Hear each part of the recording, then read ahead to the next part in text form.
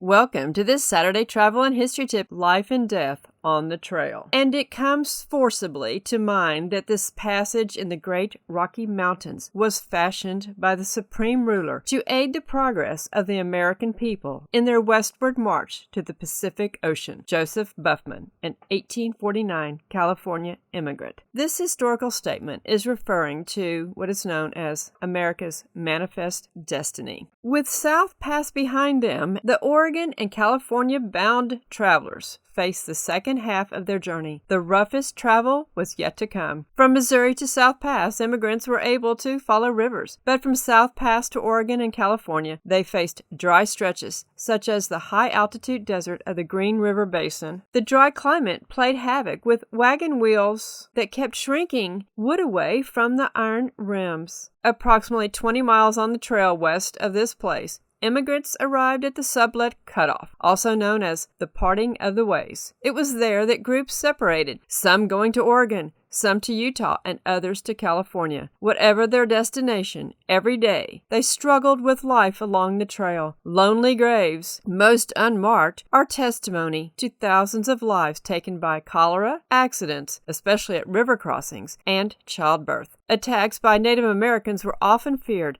but almost never occurred. It may be hard to visualize the lives of these people. The 2,170-mile Oregon National Historic Trail is the best known of the immigrant trails. The California National Historic Trail follows the path of the Oregon Trail through Wyoming. In the spring of 1841, the first immigrant wagon train, with 68 people known as the Bidwell-Bartleson Party, set out from Independence, Missouri, bound for California. The excited train leaders admitted the only thing that they knew was that California was west. Fortunately for them, they met up with a seasoned mountain man, Thomas Broken Hand Fitzpatrick, who led them to Fort Hall in Idaho. This National Historic Trails guidebook, it is fabulous, and I do recommend it. When you go to any of the states out west, you can pick up one of these trail guides, and it will take you to exciting places. One of those is the False Parting of the Ways. At this highway pullout, you'll find information about the split, where the main trail went southward toward Fort Bridger and the Sublette Cutoff continued directly west. Historical signs mistakenly suggest that the Parting of the Ways was right here, which is why the site is called False Parting. The actual Parting of the Ways is several miles northwest of the pullout. The Big Sandy Crossing was a fording place for travelers taking the southerly route toward Fort Bridger. A monument near the highway junction recounts a legendary 1847 conversation between Brigham Young and mountain man Jim Bridger about the advisability of settling in the Great Salt Lake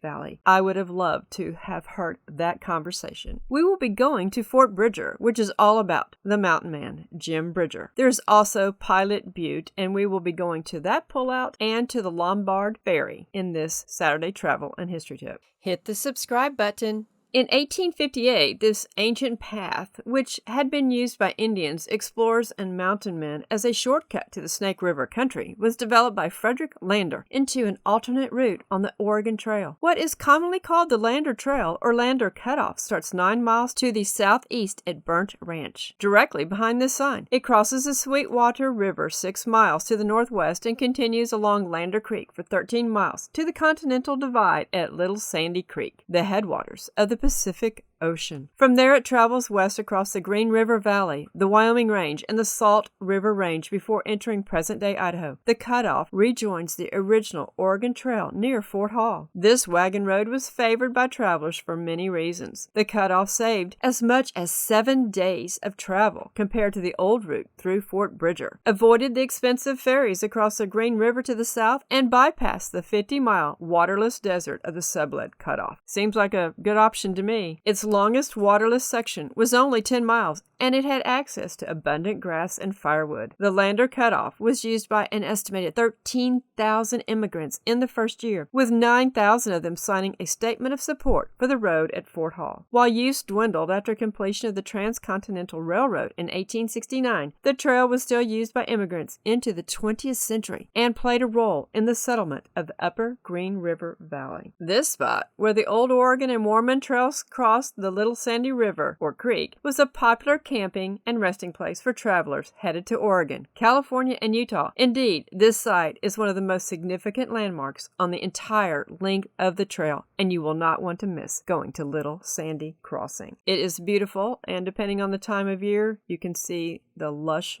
green grass. On the horizon, about 25 miles to the south, is Pilot Butte, an important landmark. Pilot Butte served as a guide point, separating South Pass trails for the more southerly Overland Trail that crossed southern Wyoming. Oddly enough, Pilot Butte was more important to travelers headed east than it was for westbound travelers. Death on the trail did not allow for the fineries of funerals back home. Immigrants made do with materials available. Black would adorn the clothes of the mourners, and a care would be taken to provide the best funeral possible. The most travelers could provide was often just a shallow trench beside the trail and no coffin for the deceased. Many immigrants worried about the lack of propriety of a simple grave on the windswept prairie and vowed to return and provide a proper resting place. Few of the thousands of immigrant graves have been located. The wind and snow soon obliterated any evidence of them. Markers disappeared, and in some cases, wild animals scavenged the graves. Stories of family members later returning to search for a loved one's final resting place are common, but the searches were usually fruitless. James Birch, age 28, died this morning of diarrhea, buried on the top of Sand Ridge, east side of Sandy. The camp rolled at 8 and traveled 11 miles, rested by the side of Green River. In the 2 weeks prior to Birch's death, 5 other company members were buried along the trail. Birch's gravesite has not been found. No one is buried in the graves in front of this sign. They are here as symbols of all the immigrants who have died and were buried alongside the trail, lost forever. Don't forget to subscribe.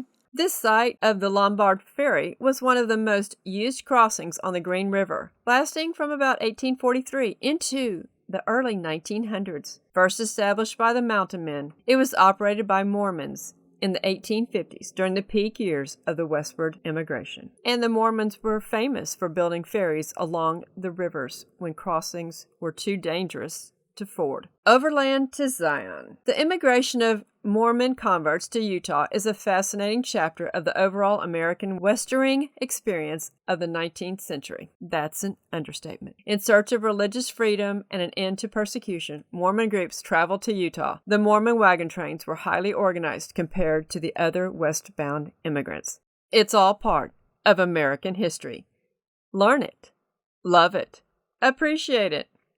Share our American history. Don't forget to subscribe. And while you're at it, hit the thumbs up.